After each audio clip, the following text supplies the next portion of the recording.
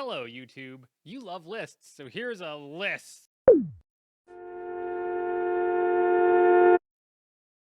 These are the 5 things that I think DMs should stop doing that even really experienced DMs probably do a lot, and even I catch myself doing quite often.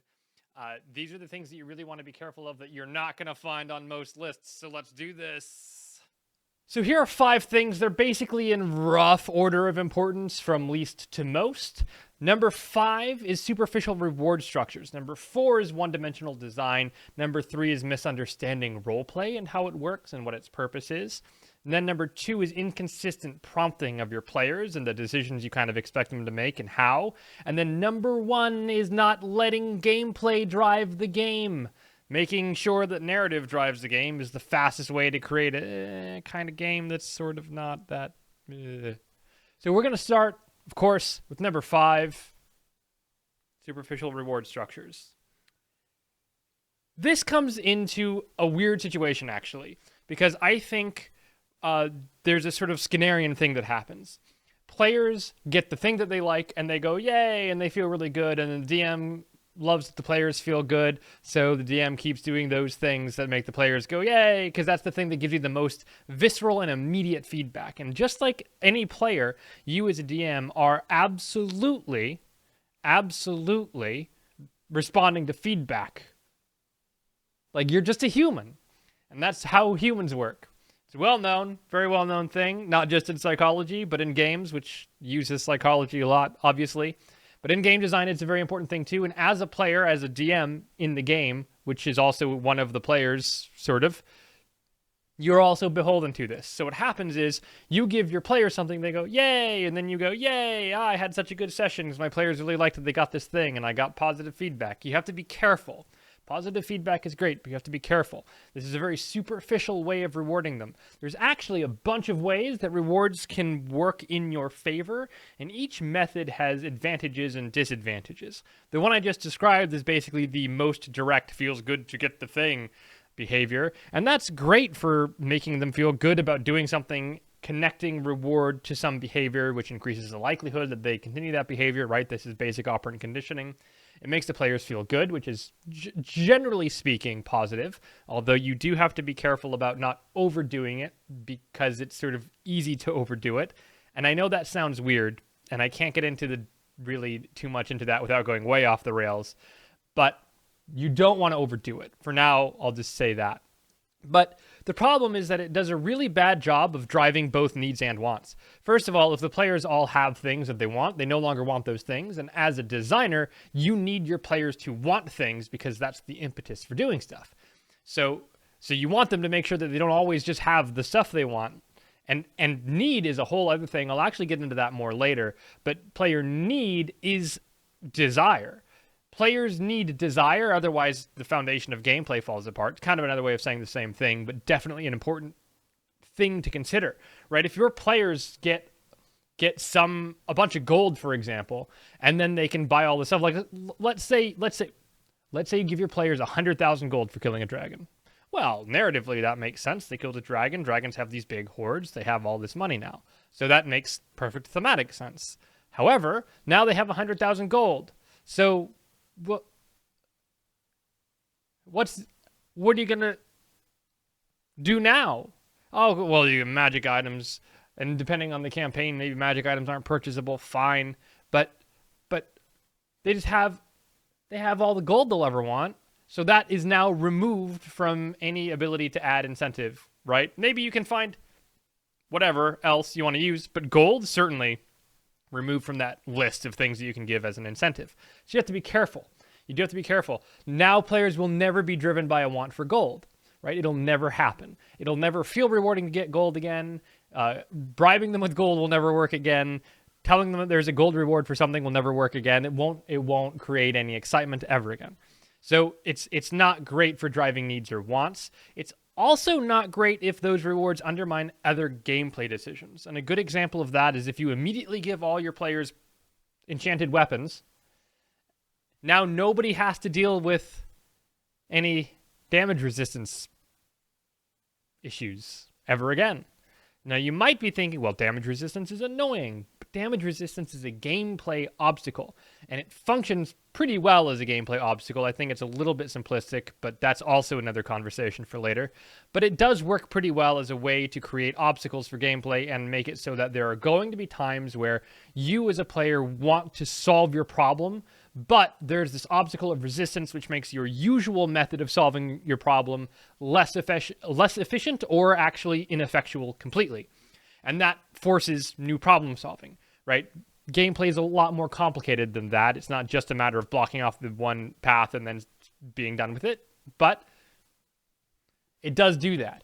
And if you think about it this way too, if the point of resistances was that they're just an annoying thing, and then when you get magic weapons, you no longer have to deal with resistances, and that's the point, is just to be rewarding, that now you don't have to deal with them anymore, then it'd be a much simpler design to just say, monsters have what's called damage resistance. And then once you get a magic weapon, they no longer have damage resistance. But they don't do that. They make it so that there's all these different types of damage that can be resisted or immune or weak even sometimes. And the point of that is that some people are more effective in some situations than others and vice versa. And you have to overcome different challenges. If you're fighting skeletons and you rely on poison, which is weird, not a lot of people do that, that's a thing. If you're fighting fire elemental and everything that you have is fire-based, you have to find new solutions to problems. It really helps sort of throw a wrench into the gears because players tend to get into habits, right? They will generally go for the path of least resistance and they'll get into these habits and you sometimes want to knock them out of them. So giving them magic weapons that overcome resistances is an example of something that might actually reduce your ability to do that. And this is the kind of thing that DMs do without realizing it because, well, you just want to give the players the things they want. It feels good to get the things and I want them to have a good time. Sure, that all makes sense. But you have to be careful that you're not removing the levers that you have to pull when you need to create certain gameplay scenarios or drive certain gameplay decisions or create certain tensions. You want to be very careful about all that because if you don't do that, you risk losing out on, if you do that over time, you start to lose out on the many tools that you have at your disposal. And when those start to dwindle, you start to get into trouble. And that's often when DMs start to get really stuck. And that actually leads, I think, really well into the concept of one-dimensional design in general. It is quite related because it feels good to get gold for killing things, as I said before. But this is where you want to talk a little bit more. I think you want to be thinking a little bit more about the player's needs versus wants.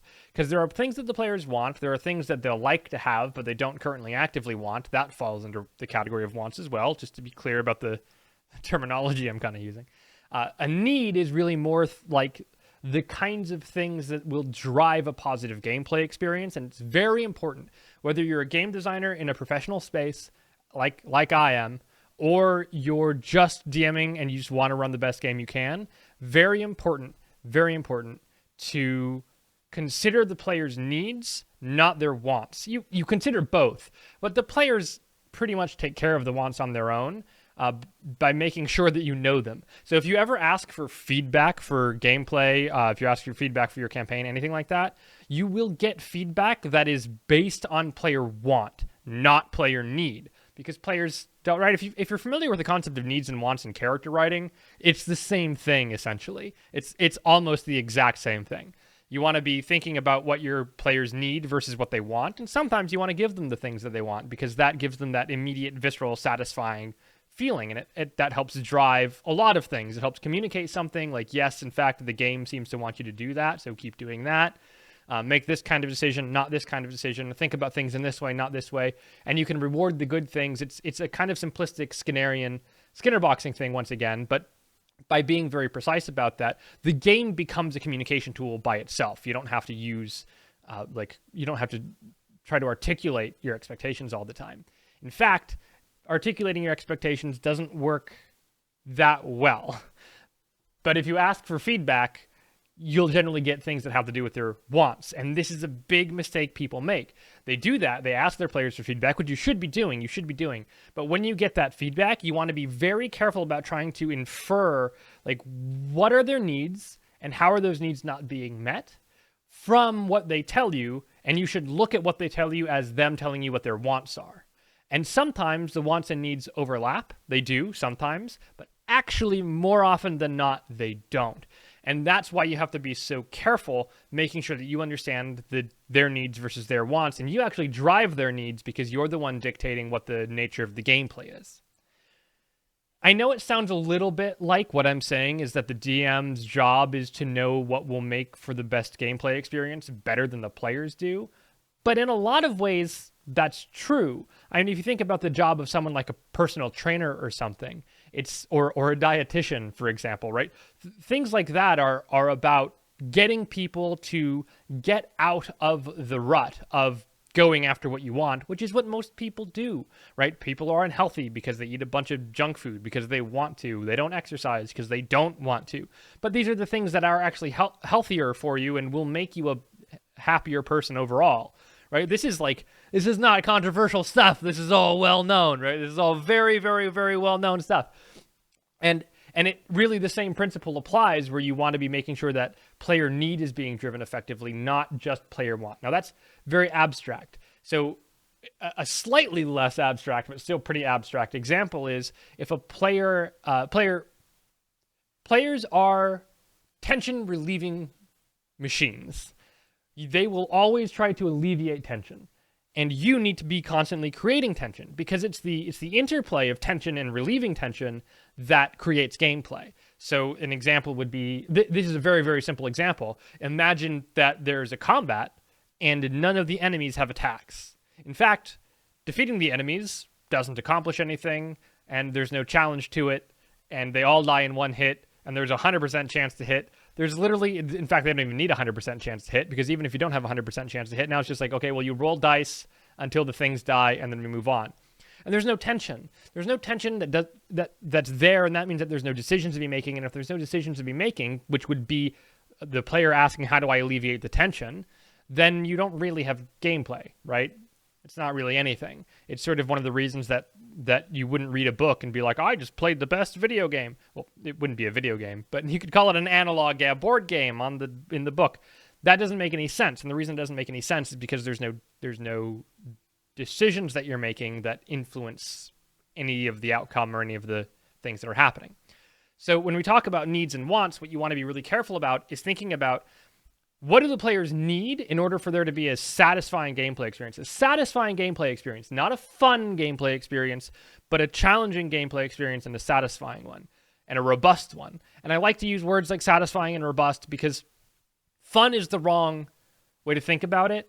I don't like just replacing the word fun with other words. That's not super useful either, but I'm trying to be kind of concise, which I'm not doing a great job of. But if you think about it, like, how do I create challenging gameplay that really sort of taxes the player's problem-solving ability? And you want to be more specific based on your specific game, right? You don't just stop there. What kinds of problems do you want your players to solve? For example, I really like my players to be thinking in terms of the context of the situation, in terms of the narrative.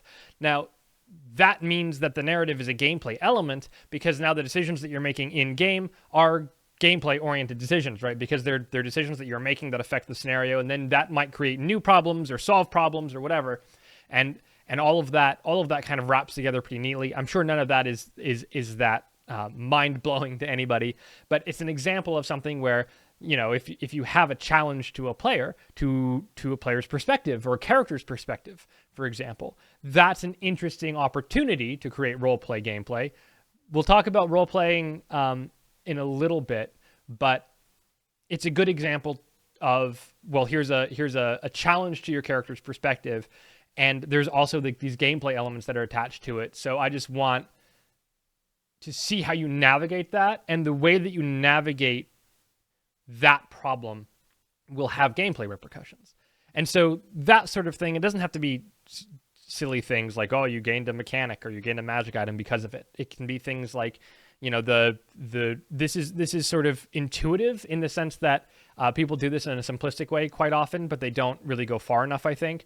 The simplistic way is something like, well, if you try to barter with a shopkeep and you try to barter in a way that makes no sense given what that shopkeep might believe or think or what that shopkeep's perspectives might be, then obviously you're not going to get the discount. There's a gameplay objective, right? I have gold. Gold is finite, it's quite limited, and I want to maximize the value of that gold, right? That's going to be my want as a player, is to maximize the value of a gold. By the way, if you give me 100,000 gold, that gameplay context goes away and you cannot create that scenario. You can't do it anymore.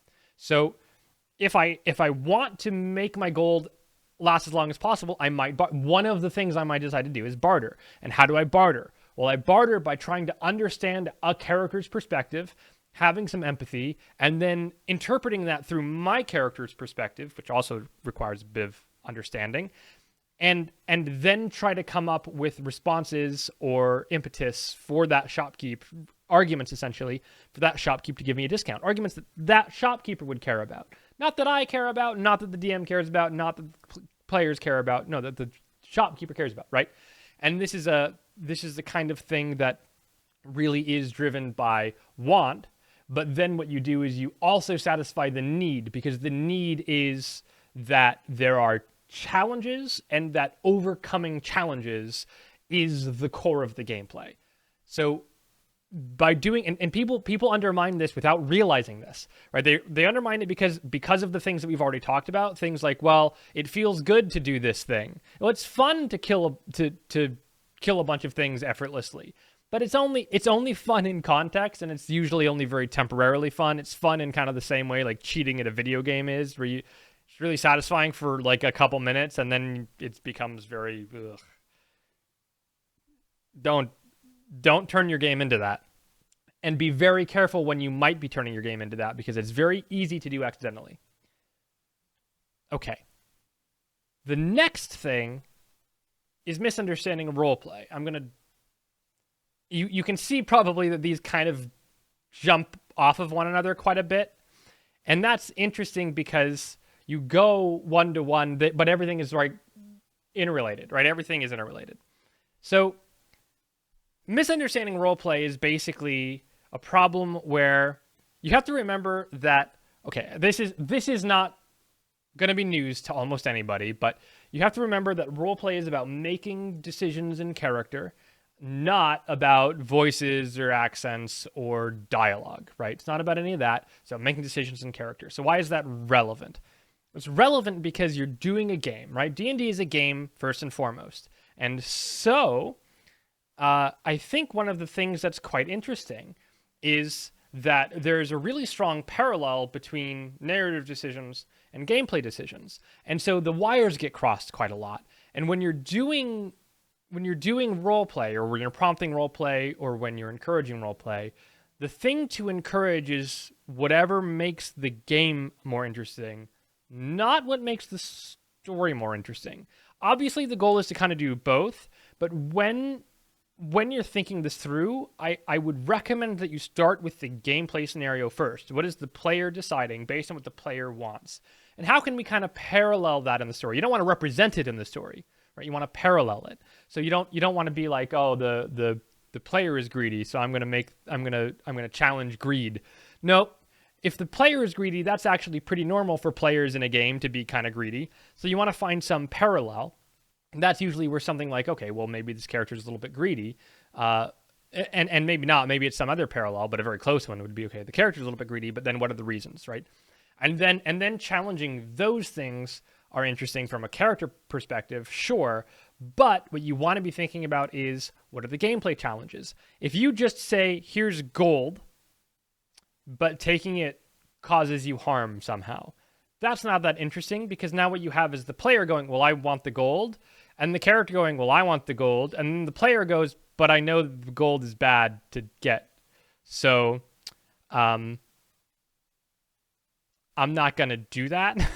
And what you create is this, it's sort of, now the player is making a decision about the game, and this is the problem with metagaming, right? It's not, a lot of people talk about metagaming, I think, in a very useless way, but this is the way that I want you to be thinking about metagaming in general. Again, this is a side point, so I'm not going to go too into it, but basically the high level point here is really think about the gameplay first, not the narrative first. So with the gold example, you might do something like, okay, the player's greedy, so we can offer gold, but we can make it so that over time taking gold from this character or continuously bartering with someone or something like that has some kind of repercussion. But then what's the repercussion?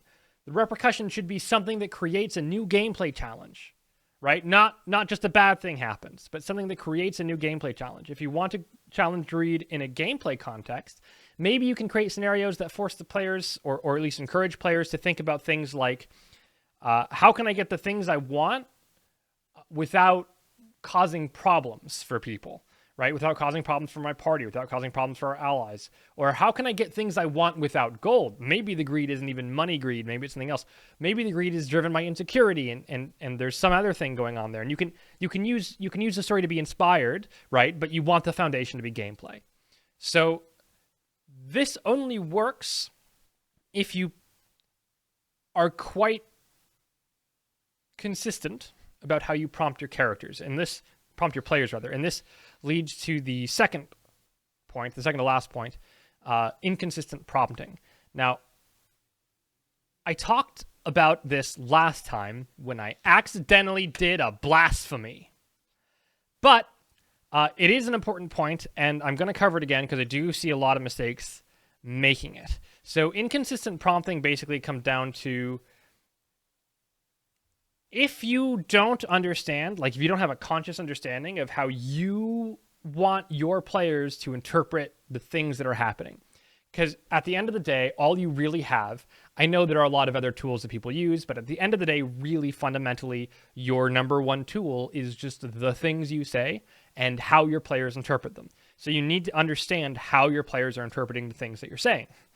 So an example of this would be something like if you have an NPC and you intend for that NPC to give crucial game information or lore information, then what you're sort of hoping is that the players will interpret that information as this sort of omniscient perspective. This is just correct and true information. I just want you to know it. And if you're trying to give that through NPC dialogue, then you don't get to be surprised if your players go, I don't trust this guy, and then don't interpret and interpret all the things that character said as potentially not trustworthy. If you usually have characters be very diegetic, because if your character is usually diegetic and then suddenly you try to throw that in there, your players not interpreting that the way you want them to is very, very likely. So you want to make sure that you're very consistently giving them things from a very specific perspective. Is every player listening to every NPC from the perspective of, this is the NPC's thoughts and beliefs and perspectives? Nobody is a truly reliable narrator in the game, which is the way I like to run things. Or do you want people to be thinking of your NPCs as being kind of mouthpieces for the DM? Now, that can work just fine because you can actually guide them down certain paths much more easily. And sometimes the communication is actually much cleaner that way between you and your players. But then you can't throw in any diegetic stuff, right? You can't then throw in an NPC that gives them information that might be incorrect because of their own perspective, or that NPC's, lack of understanding of a subject or something like that. That creates problems, right? So you need to know how those things are interacting. And this extends way beyond dialogue. It comes up in dice rolls a lot. If you're doing a dice roll, or if your player is doing a dice roll or asks something, and you say, yes, go ahead and make a skill check, whatever skill check is relevant. What does doing that communicate to your player, right? Because you've essentially given them a tiny little reward. I want to see if I want to roll for a thing. Okay, well, go ahead and roll for the thing. You've rewarded that. Whatever they've done has just been rewarded. So what is that? What are you rewarding? I like to reward players who ask specific questions that come from their characters' perspectives, more so than anything else. The next most common thing that I'll reward is taking a proficiency, but that is a secondary priority to rewarding players who are obviously thinking about the scenario in a very strong, sort of vivid way, if they're really considering the context of the decision that they're making. And this is another way, by the way, that I use gameplay to help reinforce and drive narrative. Very important. So when your players are making a skill check, or when you allow players to make a skill check, what does that communicate? If you're the kind of DM that lets players make whatever skill checks, then what does that communicate? right? Because what that tends to create is players just kind of rolling all the time for everything. Or if you're the kind of GM that uses a map on a virtual tabletop, especially to move tokens around, which I really don't recommend. I really don't like doing that. And the reason I don't recommend that is because usually that comes down to one of two problems. Either players always sit there until prompted, or they wait their turn until they can do something, and then they move, and then you as the DM are sitting there going, why aren't you moving? Everybody else is running around and you're not doing anything. Or the other problem that might create is everyone's just poking around the map. Everyone's just I'm just moving my thing. Because what you've done is you've given the players something to interact with and nothing else, right? If you've given them that and also nothing else to interact with really, then what happens is it's their only method of interaction, right? It happens even if you do give them other methods of interaction, because it's the easiest one and it's the one that has the most immediate feedback. I moved the thing and saw more map, and that's cool. I feel like I'm making progress. And if the other things don't have as strong a sense of progress, then that's what they're going to do, right? They're just going to poke around the map, and then you can't keep up, and they start this every time I've seen DMs do this, I've seen the same problem. Some DMs. Some players sit there and other players don't. And if you sit there, the DM is like, why are you just sitting there? And if you poke around, the DM's like, whoa, slow down. Because the DM wants you to move a little bit and then figure out what's going on and then move a little more often than not. And if you just don't have a map, you solve that problem. But by putting a map in front of players and giving them control of the token, you communicate something. And they start doing the thing that communicates. And then you not wanting them to do that thing is a failure of your communication initially. And so that's why I like to not use those maps, because then I don't have a gameplay element or a presentation element that is communicating something that I don't want to communicate, right? It's a miscommunication. You've given the player incorrect information, essentially, in terms of how they should be interacting with the game. So that's another example of inconsistent prompting. And that leads us to the last thing, a little bit. I've touched on this a couple times already, and I've actually I've talked about it at length previously, but I really want to reinforce it. So I won't harp on this one because I've talked about it a lot and I've touched on some of these points already, but it's relying on narrative to drive gameplay, not the other way around. Like I've said, you can use narrative to be inspired about gameplay, to understand, to get an idea of what the direction you want to take is, but your foundation at the end of the day is this is what the gameplay should be. This is what the gameplay is. And the gameplay is defined as player decisions as they relate to alleviating the tensions that you create, right? That's the most important thing. So I often see people talking about story to enhance engagement, or, oh, is your combat boring? Use a bunch of flowery narration. Don't do that. Not don't do narration. That's not what I'm saying. What I'm saying is if your combats are boring, address them at the gameplay level, not the narrative level. Figure out the gameplay problem first, right? Is there something interesting about that combat? Are there gameplay problems to solve in that combat? How do those gameplay problems work in concert with the tools that you've given your players in terms of what the tensions they create and the decisions they have to overcome those? And then once you have that, then you can layer on the presentation stuff of the narration, music, sound effects, whatever. Those become icing on the cake now. They shouldn't be your foundation. They should not be your foundation. They can be your inspiration, but not your foundation. So, but it goes way beyond combat too, because you can do this for like puzzle games, tense social situations even. You can even use it for setting tone and mood. So, for example, when I try to create horror, I don't lean heavily on, I'm going to have creepy music and speak in a really creepy way and use this like pre-written thing. I don't like using pre-written narration whenever I can help it. I rarely use it. And when I do, it's usually the last thing that I prepare because it's the least important thing. If I can set the tone in gameplay, I know I'm solid. I know I'm set. And then everything else becomes icing on the cake, right? So if it's horror, I try to lean on, well, the gameplay elements. So that would be things like making the players feel vulnerable and tense. And I don't mean tension in terms of gameplay tension here. I mean tense, like they feel tense. And uncertainty is another big one. And those things drive the sense of being unsettled or the sense of being unnerved, or fear, horror, right? And then you can shape that in whatever way you want with narration and sound effects and things like that. But I just find that to be far more effective. And when I say it's far more effective, I mean I frequently get, gasps of joy and things like that. I can achieve emotional climaxes even if I'm feeling really tired and really exhausted. Like, with no narration and no bonus stuff, really, I can create emotional climaxes. I have in the past. I mean, I've definitely had boss battles. This is actually not even that hard to do. I've definitely had boss battles where just by removing the token from the field, players cheer, right? They cheer in triumph.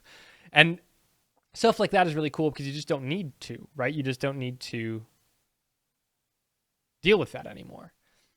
Well, I shouldn't say you don't need to deal with that anymore, because coming up with the narrative stuff is fun. It is quite fun to do, and it is very fun to layer in.